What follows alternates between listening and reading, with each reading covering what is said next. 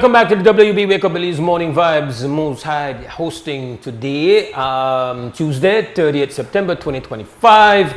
Right now we have a very special guest. Special but regular. I don't know how it could be special and regular at the same time. Well, special because of her position and how we rate her, but regular because we're Lafaya and Ikoya regularly and guy won't show and all of that. But as is the standard with Sister Yaya Marin Coleman, chairperson of UEF, when she's traveling representing black people in Belize, she makes sure she can report that she's leaving, where she's going, what she's going to be doing, and then when she comes back, she makes sure that she can give you the full amount. Unlike, I guess, leadership in the country where you don't know when they're going, you don't know when they do, and when they come back, they don't got nothing to say. Yaya is trying to set a good example, and that's always a beautiful thing. So we have to accommodate chairperson of UEF here in the studio. Sister Yaya, good morning. Welcome to the show. I understand you're full of energy this morning, so that is great. Where you're going this time? Morning Belize, morning Belizeans. I did tell you, I take my shirt to pop. Nonsense. Sister Yaya, listen, what she's done is, it's the past and the present, right? She's kind of, and this video looks like the past. This is like an archaeological. It's worn. I tell you. This is an artifact. It is. You're wearing an artifact. Look, can you zoom into that for me now, Christy, please? And I am just wearing show how. When you have a multicolored shirt we're used to black, it's like it has about three. No, it wasn't black mode. What was it? See? It was a grey color shirt. My goodness, sister. I didn't tell you that a grey color shirt. It's goodness. worn. This is working people clothes. I really. All right, but I listen, represent you're on television, all right? It's a video medium, yes, all right? yes, so when you're calling on your foot, show yourself. It's the authentic me this morning. Okay, good. You bought Educational Foundation. Mm-hmm. For most people, we know that the fourth pillar of zinc fence, and we brand it as the only black independent-owned media house in the region, and especially at a time like this, when media is so controlled, it's very useful. And so when we meet with other people of like minds, African people in the world, we have similar vision as we, which are the liberation of African people, mind, body, spirit, using popular education. We are like, listen, that's what the media host they offer. So I tell people, I'm willing for work. Once you know I pay my flight, you know I feed me, I house me, I come. Right. So Brother Ako Motota, who's a revolutionary from Trinidad and Tobago, and was a part of that Black Power movement as a youth, he's my Caribbean fixer. So in July he called and said, yeah, we have one brother out of Curacao. His name is, oh my gosh, I just forget the brother name. Ringo Harrigan. Ringo Harrigan. Mm-hmm. He has founded this organization called Save Our Youth Curacao, and they have one big case to come up on Wednesday, October 14th, and they need media coverage. But they can't share information about the case because they want sensitive matter. It has to do with disability people experiencing some type of abuse. They approached Brother Ringo. Brother Ringo organized on their behalf to get the matter before the court. So the case will be the 14th of October. Rather, Arlen could tell me right now. So I asked if I could come on the ground early because, you know, I'm not a traditional journalist, I'm a grassroots reporter. And I want to pan the ground, I want to feel the vibes of the people, I want to see the layout of the place. Now, the first time I go in that Caribbean country, I never know that, brother, I could tell me, they call it the ABC Islands. Yeah. For Aruba, Bonaire, and Curacao. Mm-hmm. What I know about Curacao is that you have beautifully colored buildings. It's known for its architecture. It's still a colony, really. Really? Yeah, so that's the one other concern where they have one in Independence and then one colony of the Netherlands, the Dutch. They still have one level of autonomy, but when it comes to I think like then defense and like two other things, you know, like when Belize had self-government, mm-hmm. that kind of thing, that's how the Dutch then deal with them. So I'm like, sure, if you don't want to send for me, I want to come. And then most of the people are identifiable black people primarily because of enslavement. But one of the things that fascinated to me is that they talk, I never know what this language, when they call papimiento.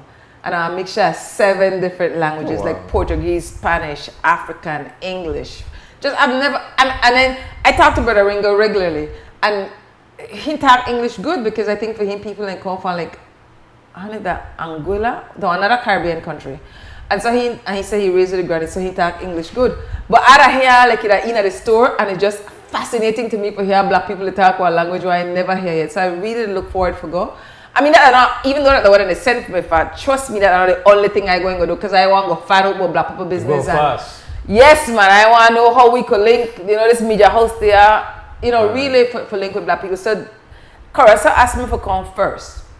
So I'm leaving on the 7th of October, and I come back the 21st of October. But then the end of July, end of August, I start to get in my feelings, because I know they hear nobody to come out for Venezuela. After we don't take the people and money and fuel. Crickets when they send the military in the Caribbean waters. So I kind of distance myself from the people. Then my people say, but there's certain people after a while I pull back, because I feel like I think they happen with we too. I don't hear honor the talk about we. I don't hear honor the come out for we, like respect to the people in the Palestine, but what they go on the continent of Africa. So in essence, I'm in solidarity, but how come I not give you the same kind of attention what we give you now? Right. So even with IT, so I call the ambassador. I say, "Acha, real talk. UEF going on the record that we in a solidarity too, because I don't hear nobody say nothing that Belize. So I want to be a guest for Sunday review, and he say yes.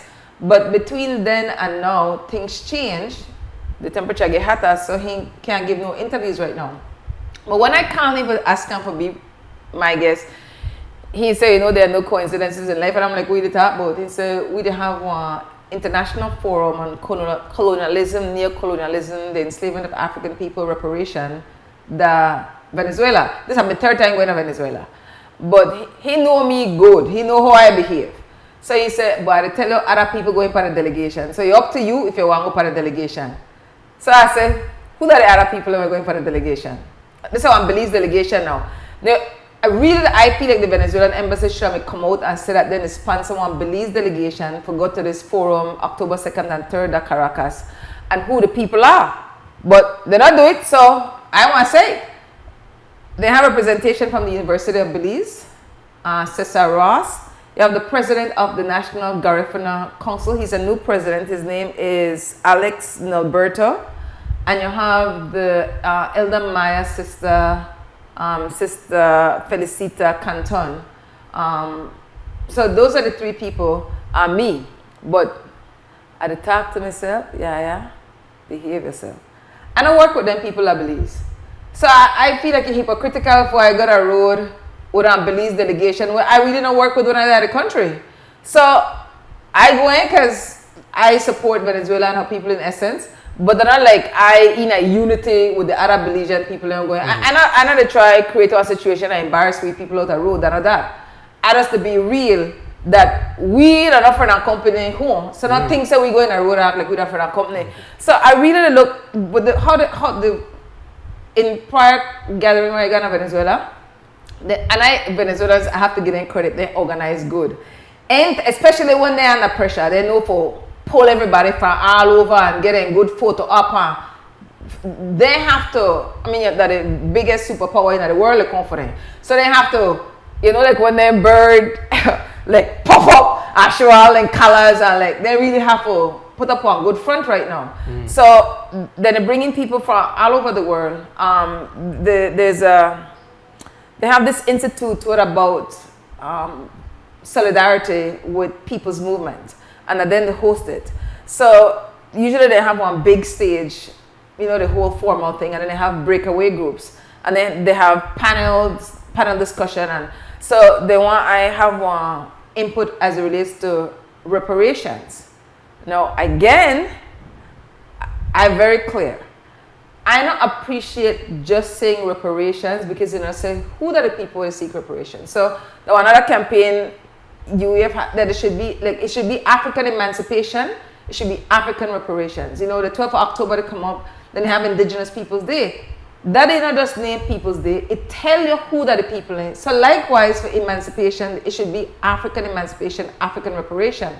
And then because people from the region tend to go along with the CARICOM thing, and UEF absolutely not support the CARICOM position on African reparation because they don't really want our 10-point plan that really come from within African heritage community, informed by our history. UEF is more in alignment with our sisters and brothers out of the UK, like the Maangamisi Educational Trust, will look holistically for reparation, cognitive justice, environmental justice, reparatory justice, and they're not just about one money situation. So if they're given the opportunity for tap, which I said they want to do, then I just have to, be very careful with my words, because depending from a vibration, I could be very abrasive, and then people not as receptive, even if we had to say the truth. Yeah, so respect, obviously. Right now, the very delicate time, a very tense time. There are a lot of feelings right now. Obviously, diplomatically, a lot of tightrope walking going on right now.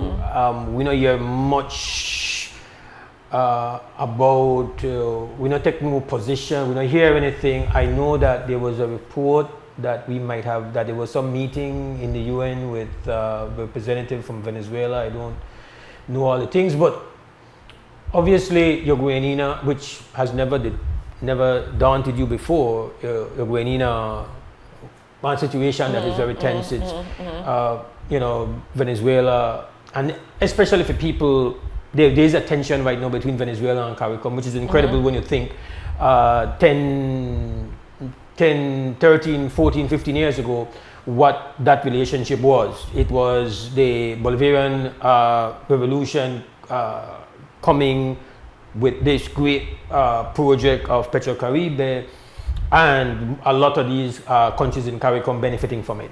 Obviously, a lot has changed, and there is tension even without the mighty United States of America doing what it's been doing recently. Obviously, there's been some tension going on between Venezuela and Guyana, and CARICOM, the he and her, as to how they will handle that, rather than taking a leadership position as saying, make we come together and try within ourselves, being, as you would describe, kinfolk, and say, and as the geopolitics would say, we the peoples of the South. They say, make we work this out upon ourselves without having the empire come and be a part of this. The empire is not fully involved. All I said to you is, Sister Yaya, I say, I'm going to tell you upon here, you don't get none no boat. I don't intend to, even though I'm aware that what happened, but I know it happened and it's real, but I don't really give it a lot of vibration just so I could stay centered. But that's one of the things that, as soon as people hear I go to Venezuela, be careful. I'm like, because they know I could be naked sometime. But I'm like, I really appreciate the caution. Yeah. And I know because Venezuela were to then extra, to be real vigilant about how to take care of the people coming in. I am clear. I don't know anything about the present energy of the political directorate of Venezuela. I don't feel any, I don't know, it's a thing. You understand that distance creates a murkiness that you can't circumvent. So you don't know who to do good, who to do wrong, who to do up to some really rough things. I can't speak to that. What I have is a sense of gratitude and debt for what has been done on behalf of the Venezuelan people for us. That has been at the expense of the Venezuelan people. I cannot act as if though that has not been done. When we get up, I am still extremely embarrassed at the fact that we don't even have some kind of a plaque, not even a plaque to say, the sense of gratitude we have. Because what was done, almost I think $500 million Belize, that could have and can be argued should have been for the people of Venezuela. Now, how they feel about that, what were the processes, it doesn't matter. We benefited from that. I don't know that what was to be done was that we were supposed to, if we were not able to pay back, we were supposed to be sending back food, rice, and so on. That has not been done. That's embarrassing. We are to be better than that. And I think this whole sense that sorry for you, but we don't get what we want get is not acceptable to me. So I feel a sense, even though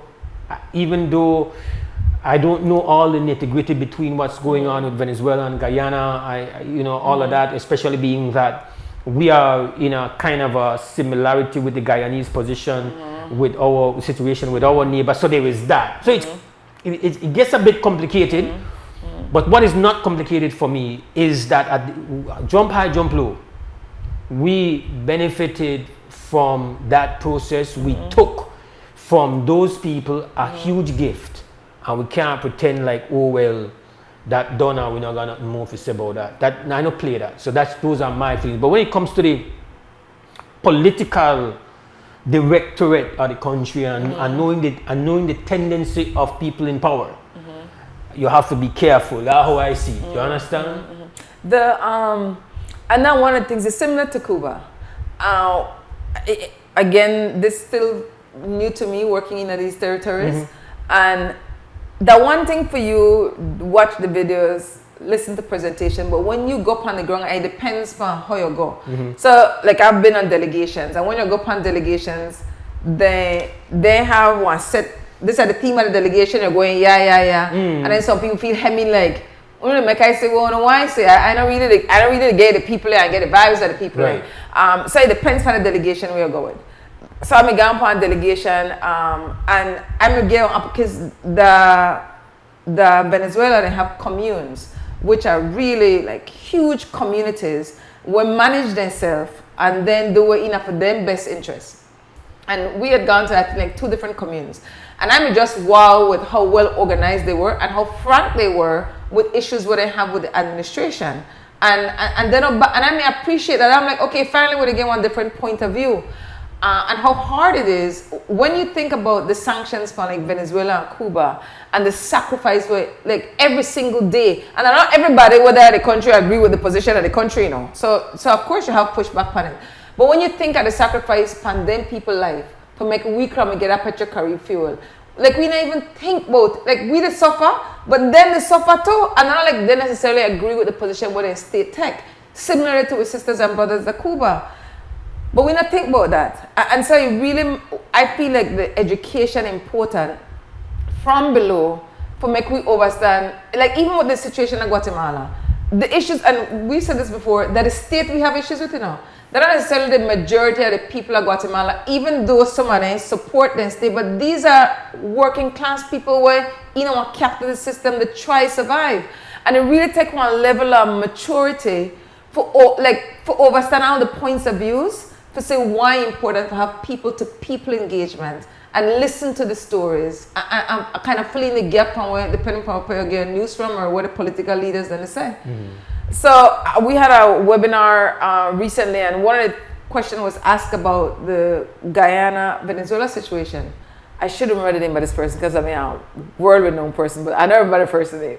And the person said, you know, really, another way to look at it is that the people should have people-to-people engagement on a shared focus for Exxon that issue, not to make like political leadership continue to put people against people. And then the talk crossed my mind, I wonder if we ever think about having engagement with Guatemalans, pan the ground, like people to people, because we don't really know what the people of Guatemala they say.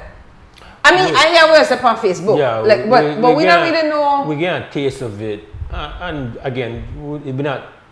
That's not a consensus, right? But it's a little taste, and so we know that there's those elements there, right. And we have to at least acknowledge that and respond to that. But absolutely, we've always felt that there is a need, especially I think once the position was taken for us to nationalize people who are coming out of Guatemala.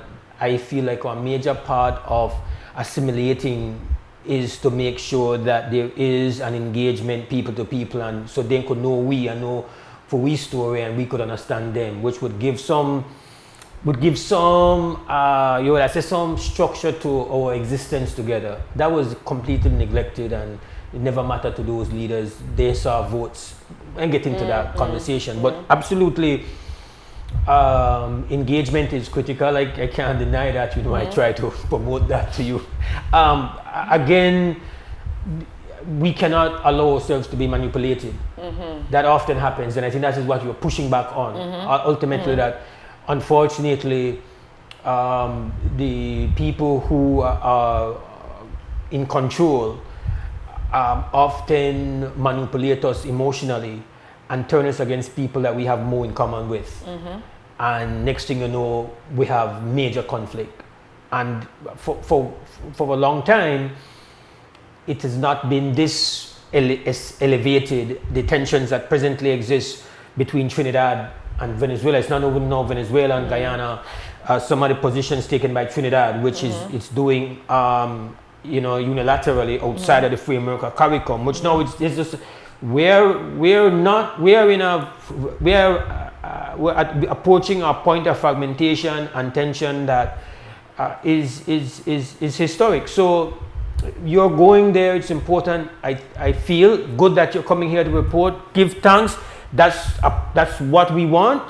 And I know that as best you can, you will try to link us and give us a little bit of what's happening there firsthand. And then when you come back, you get to tell us, the details of the Yaya experience in Venezuela and Curacao. Right, and even though people may send for I do something particular, because that's for their interest. Yes. My interest of find black people, get credible organizers number, so that after I come back, I could stay in contact with credible Venezuelan organizers and Curacao organizers that really and I really have one concern more seriously when we left this country and we said we're going to represent people, and we not tell nobody that we go, like how you say you wouldn't represent people and you not say nothing to nobody. Where you going? And respect is at the Venezuela embassy the same way. So then a diplomats thing, if you look on the visual of the people who are going, like if you take one picture away, we look like a very pluralistic society. We look good per picture. But then I ask myself, this is one space about colonization, neo-colonization. I'm like, what are people who are going, what evidence they got at the end of the day work there? Yeah. And so we have to look at these things, and not because I did try pick nothing with nobody, but I just to say, one part of we relearning and come on, sister, you pick things with people. Let us not. We're not going to do that. I know the pick. We're going to finish the situation. No. I push back on that. I don't pick things with people. Most of you know about me and my people are about you. That's how we talk. When we say we pick things with people, that's what we mean. So we are not uncomfortable with holding people accountable and stating with mind. So that's the equivalent of pick thing with people. Alright, a pick thing with people. Absolutely. That's why reasoning important for clarity. I interpreted it differently. Well, that's language, right? And good. That's why. So my response is to clarify why I said. Yes, I pick thing with people. Yes, you do it all the time. That's what we do. That was Zigfence though. That's what we do. That's why WB exists. Every morning we pick thing with all kind of people. I own it. This morning we pick on thing about, yes, today is the day when we are supposed to have this whole, the report is going to land today. So all of the conversations should be, well, I wonder where the Prime Minister want to do when he get this report. And typically, ignoramos me, I just say, but this whole thing now a joke. Yes, we are one way and do, but I can't be part of the play. This is not how it should be. I agree. Right? So that are the big thing with them people. This is one of the things where I like talking to people who have one different mindset than me. I know I think of that. Like when you pick that would have never crossed my mind. That's not your responsibility. What the hell you to do with that? That's not your Prime Minister. That's not that vote you for do. Nothing written. That's your job description. No part, to the best of my knowledge, and again, we got a phone. People could call in, my lawyer could call in and tell you the nonsense with the talk, and I want to be more enlightened. And I appreciate being corrected. The point of the matter is that nobody has been quoting some regulation as this is what happens when such a situation happens. So this is a complete improvisation. It's an act of power. Either the boss here, so send the report to me. So all manners of offices are being circumvented, primarily the office of the DPP, which is supposed to be the leading person where evidence will present to me and what needs to be done and who needs to be brought in and who needs to be charged. That's the system that we have. And so now, but it is true, In the absence of one paddle when you're in a doorway and a person use one knife and fork. That's the reality. That's the way we do. So we use things we're not designed for what they're supposed to be used for, because we not put nothing in place. And before you go, not to draw you off from what your mission here this morning is, we understand you're traveling, and we are looking forward to hearing how that unfolds, because it's important to have. We are limited.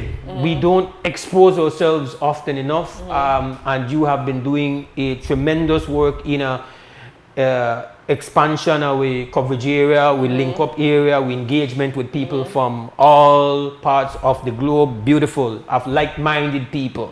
Now, what is critical before you go is just to say, I know that you have joined this process of saying, listen, we cannot speak of an independent investigation if it's just a generic term. It's a generic term, because when you go into what an independent investigation is, if you not say what that your qualification of an independent investigation, somebody will give you one and tell you that that's an independent investigation. They must say, oh, we put this person and that person and that person and whole that's an independent investigation. We put 2 police and we put this one from the UB and oh, say you're independent. You don't want that. We need to know exactly where our paddle is when we get in an end jam, and we in our jam. And so even though we put the commissioners of police acting and starting, that's a whole big mess. And what we have advocated for in the past, we kind of dropped the ball a bit, kind of, come out of focus. But this is where the United Nations, love them, hate them, rate them or not, it doesn't work perfectly. It feels miserable sometimes, but there is a purpose to it. Conceptually, United Nations is not evil. It is in the way that it has been compromised, the way how the very powerful are able to get their agendas through. They still never do it the way if you do. But there are things you can utilize it for. There are a lot of the tricep about the United Nations. The point is that we can ally with them to partner to create the kind of mechanism, and you have suggested what has been done in Honduras, what was originally done in Guatemala. This is what is being encouraged and expected, and so I think Dean saying that the Trade Union Congress has looked at it favorably. I don't want to preempt them, but that should be encouraging to you. I was in the MCO room, and I'm very, very happy to hear that. But it takes me kind of consistency. For go back on what I said about our report today, I tell you, for my mind about the report today, I had a is somebody leak it to Jews. Somebody leak it to Jews. You mean the original report? Yes, that's what I wait for. It would seem like that might not, because it went, at least how we understand it, it went from the commissioner to the Prime Minister. And we don't know that the Prime Minister shared it. But what we do know, how bad it must have been for it to have failed the threshold of the Prime Minister.